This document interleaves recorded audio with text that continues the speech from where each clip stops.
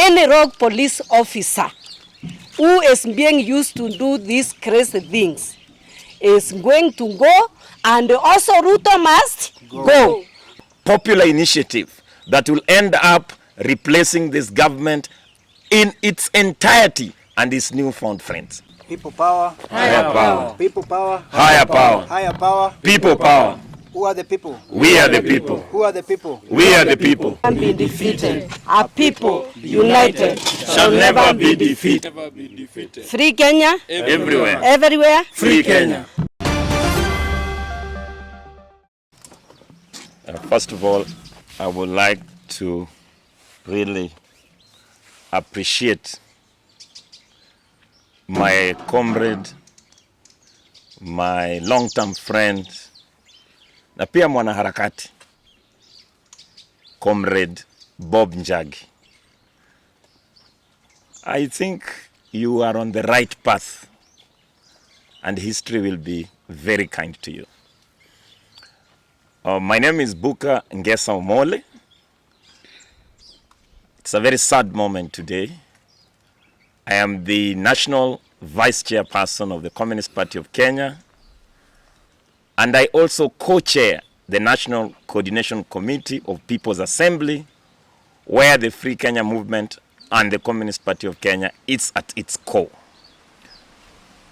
We also, under the National Coordination Committee of People's Assembly, NCCPA, we are also having the Concerned Citizens Assembly, which is represented by Professor Ogola here. Now, just a few remarks. It's important to mention that when Bob Njagi was ready to speak to the media, the government of the day made all efforts to make sure that he does not speak to the media. And that is why we are hiding in the bush to address the media. When this press conference was called, the DCC of Isinya instructed the AP commandant and the DCI Kitengela to come and disrupt a legal press conference invited by a man that has suffered in the hands of this criminal regime of William Samoei Ruto.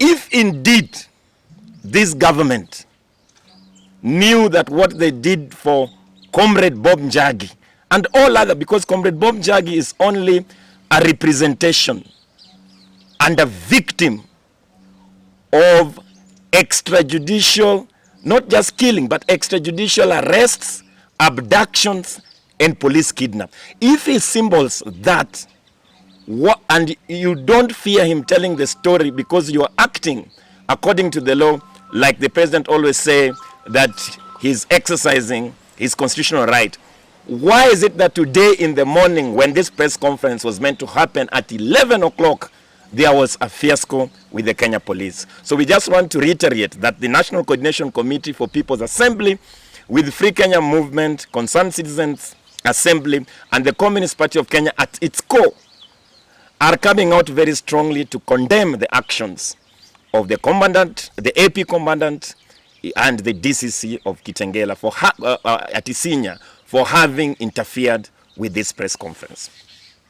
The second important point that we wanted to say, that the alternative, because everybody is saying that people are tired, they do not want street protest anymore, but the people want change, that they're asking, what is it that the Free Kenya movement is doing? What is it that the Communist Party of Kenya is doing and the Concerned Citizens under the Coordination Committee of People's Assembly are doing? First of all is to hold this government accountable.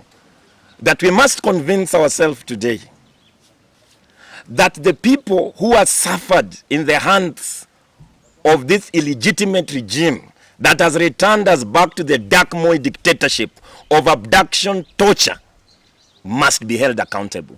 Today, as Comrade Bob Njagi has issued this statement, that he will not stop at anything, but to pursue that justice is not just seen to be done, but not just for himself, but is going to drive an entire process that should ensure that everybody that has suffered under the hands of this illegitimate government has to be compensated materially, and even, you know, a public apology be made to indict the head of state to stop all this abduction under his command.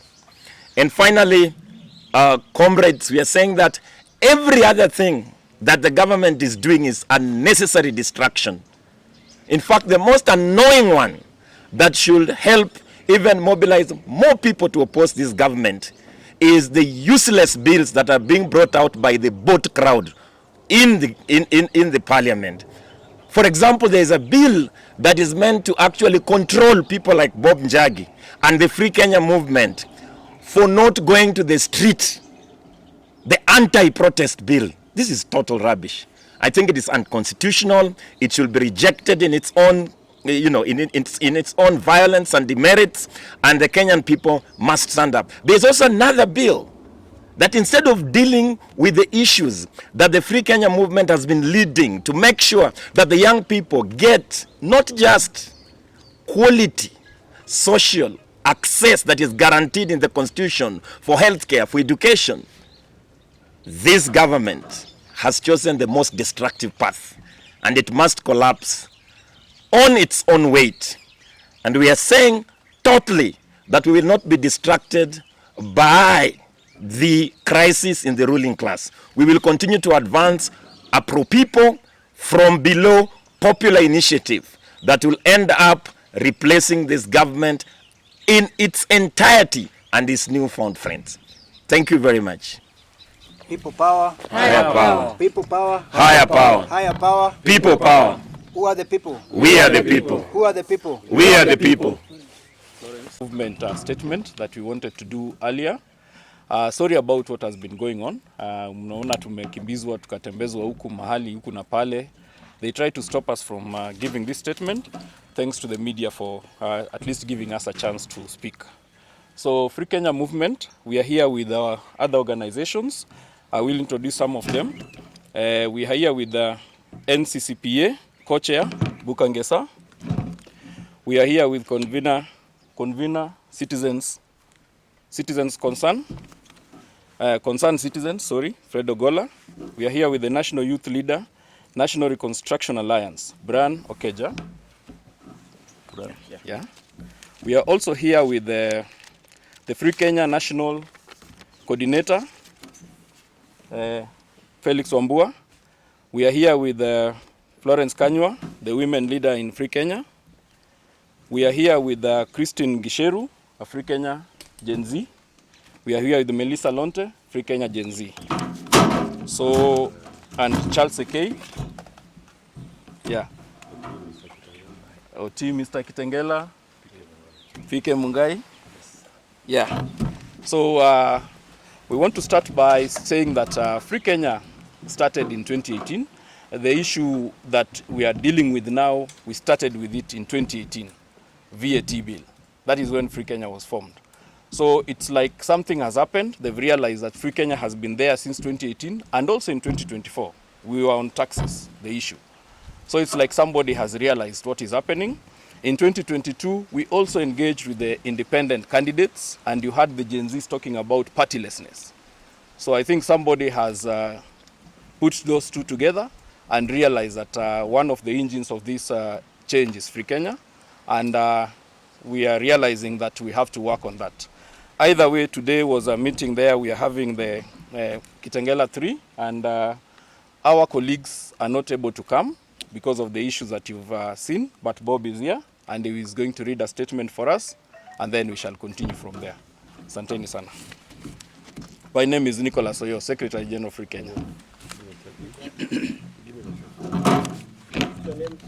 Nicholas Oyo, Secretary General of Free Kenya Movement.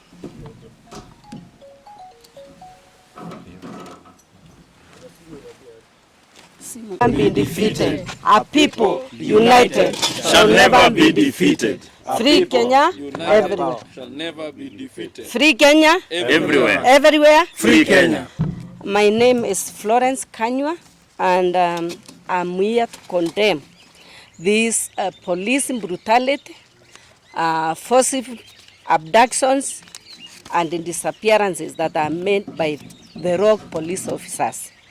And I want to say this: if the police is sure of what they said, that they don't know where the comrades were, why are they angered by us doing a press briefing concerning the Kitengela 3? This is a proof that they were the ones who are involved in it, and we are going to pursue justice for the Kitengela 3 and many others who have been abducted forcibly by the rogue police officers. And we are here to say, any rogue police officer who is being used to do these crazy things is going to go, and also Ruto must go. Because we cannot live in our own country like we are slaves, like we are refugees in another country. We are here to condemn these matters. So many mothers who their children were killed during the demonstrations, they are still crying, and we are organizing how all of them gonna get justice. And we are to say, there is no amount of intimidation, no amount of causing havoc by the police that is going to stop us from pursuing justice and pursuing good governance in this country.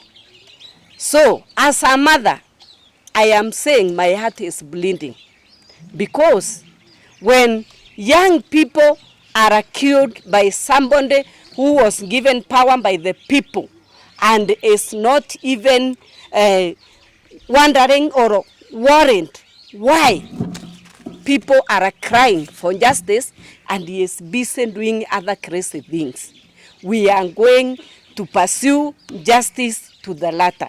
So what I'm saying is that the police, the rogue police officers, know that you are not going to intimidate us, and we will pursue justice until justice is done. And injustice anywhere to one of us is injustice to all of us and everywhere. Thank you so much. An injury to one is an injury to all. all. An injury to one is an injury to all.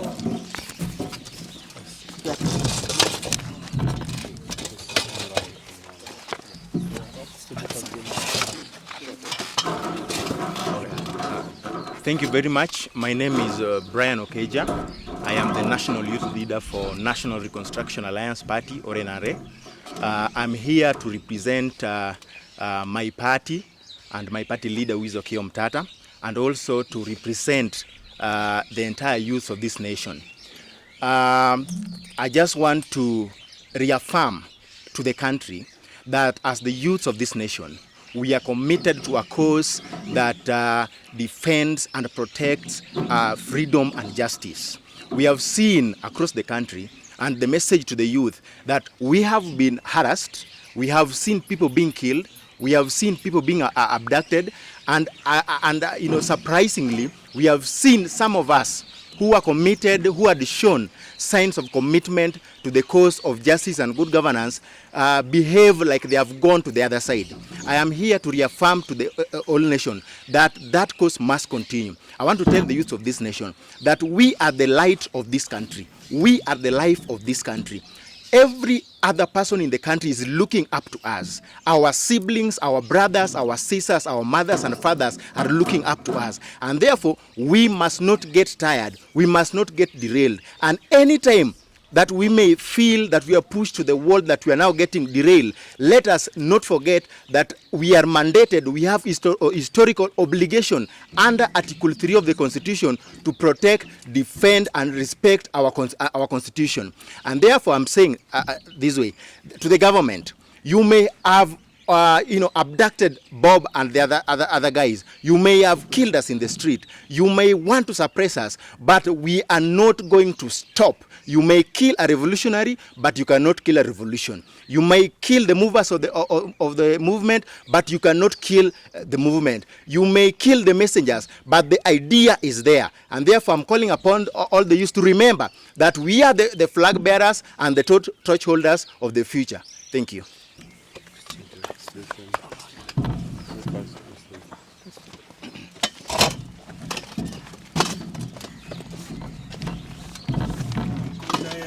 Kwa mapambano. Tuko tayari kwa mapambano. Tuko tayari. Mko tayari kwa maandamano. Tuko tayari.